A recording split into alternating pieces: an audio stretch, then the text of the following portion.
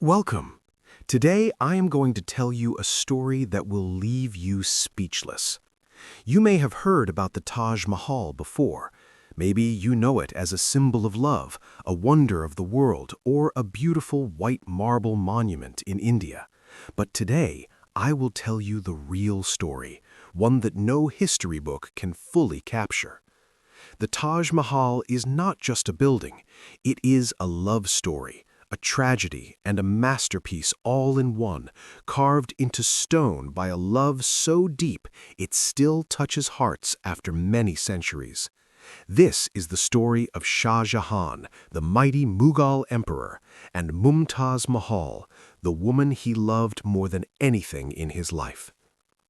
To understand the Taj Mahal, we must go back in time to the year 1607. Imagine a grand Mughal palace with gold decorations, soft silk curtains, and the finest carpets from Persia.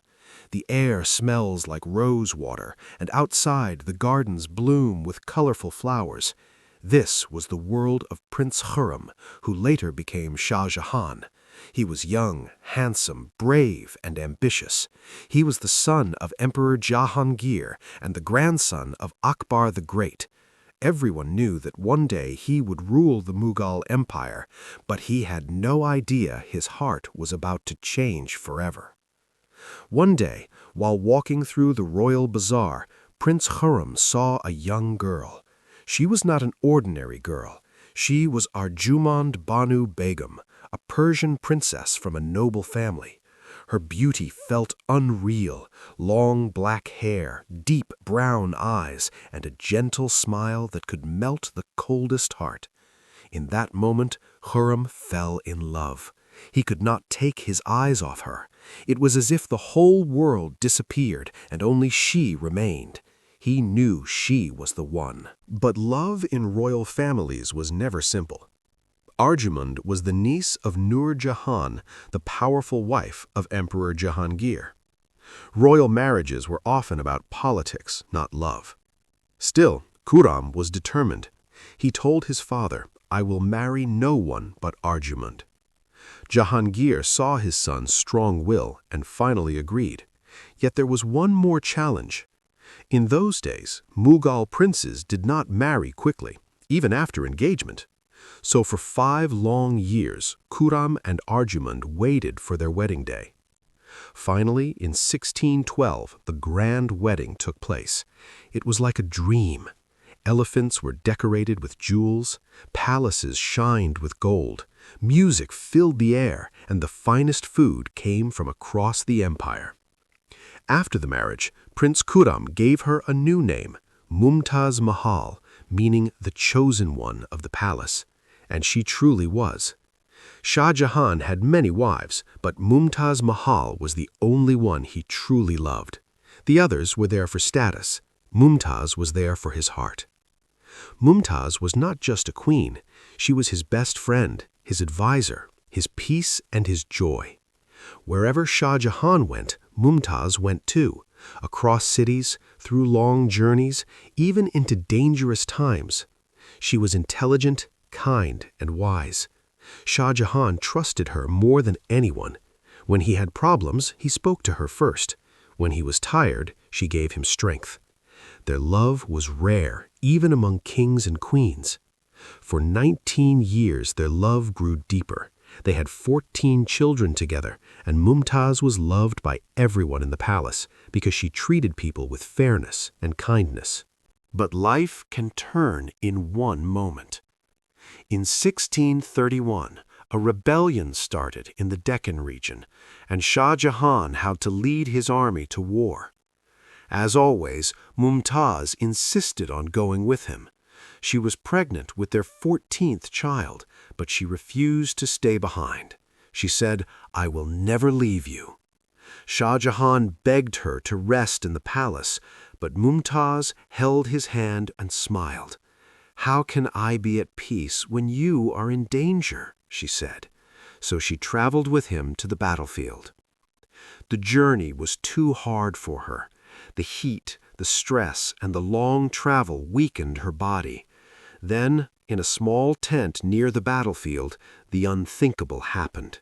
Mumtaz went into labor. The childbirth was long and painful. The doctors tried everything, but something went wrong. After hours of agony, she gave birth to a beautiful baby girl. But Mumtaz was too weak.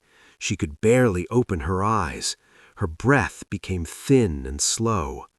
Shah Jahan rushed to her side and held her hands tightly. His eyes were full of fear and pain.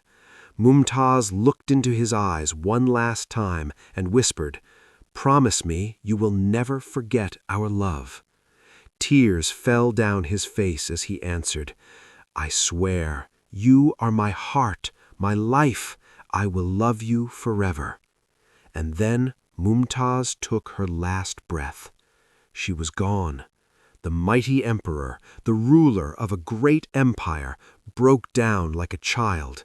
He held her and cried. The palace fell silent. Ministers, soldiers, and servants wept.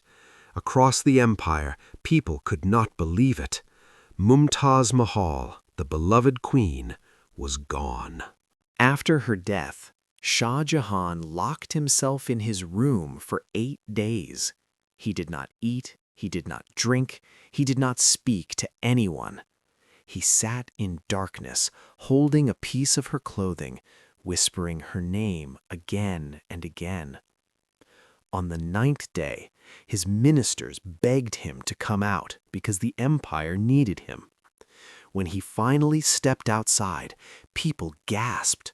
The strong emperor they knew looked like a ghost.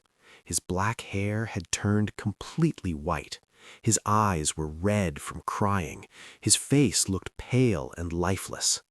Then he made a decision that shocked the empire. "I will build a monument that will make the whole world remember Mumtaz Mahal. She will live forever through this monument." Before Mumtaz died, she made one last request. She whispered, "Bury me in a place so beautiful that people will come from every corner of the world just to see it."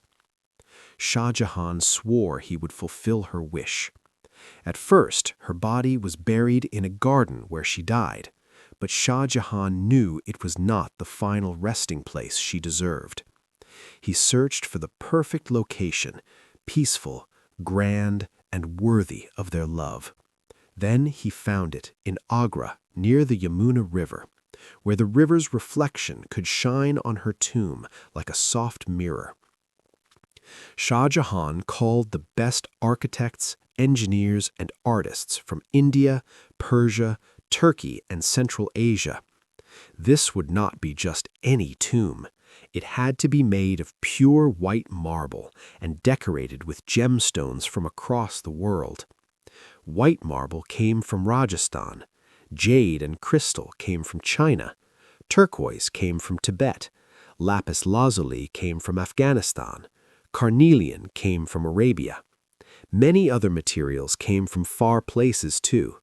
Over 20,000 workers worked day and night, and it took about 22 years to complete.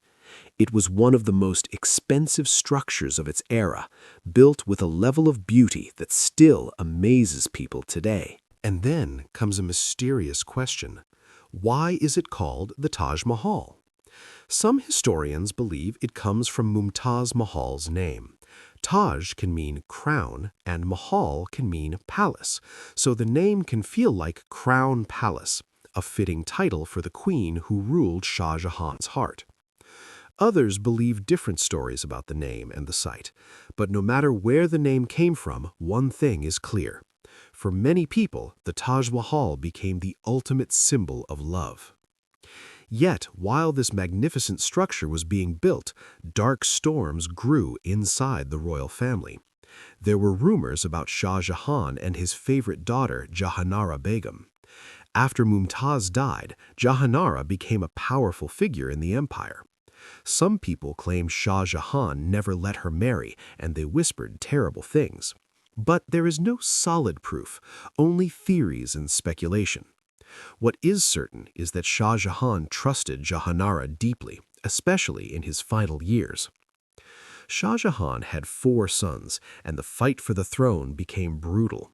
The strongest among them was Aurangzeb, a cold and ruthless ruler. He believed in strict control, military power, and religion. He hated the luxury and beauty his father loved. In 1658, Aurangzeb did something unthinkable. He imprisoned his own father and locked Shah Jahan inside the Agra fort, a massive palace near the Taj Mahal. For 8 long years, Shah Jahan lived as a prisoner. Each day, he sat by the window and stared at the Taj Mahal, the monument of his lost love, like a man looking at a dream he could never touch again. In 1666, after 8 years as a prisoner, Shah Jahan died at the age of 74. His final wish was simple. He wanted to be buried next to Mumtaz Mahal. Aurangzeb granted this wish. Shah Jahan was buried beside her in the same tomb inside the Taj Mahal. And so the love story of Shah Jahan and Mumtaz Mahal reached its final page. The Taj Mahal remains one of the world's most famous wonders, a reminder of love and loss, power and downfall, beauty and pain. The Taj Mahal looks perfectly balanced, like a dream made of marble. But if you look very closely, something is quietly different. The builders planned perfect symmetry for Mumtaz, like a perfect love story written in stone. Yet when Shah Jahan was buried beside her later, his tomb changed the balance. The perfect design became slightly imperfect, not because of a mistake, but because of a final act of love. It is as if the Taj Mahal is whispering one last truth. Real love is not a perfect shape.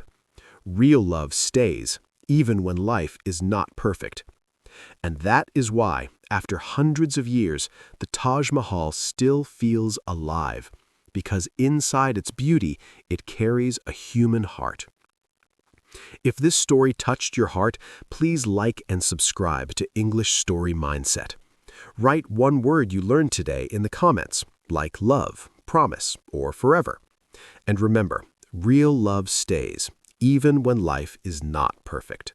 See you in the next story.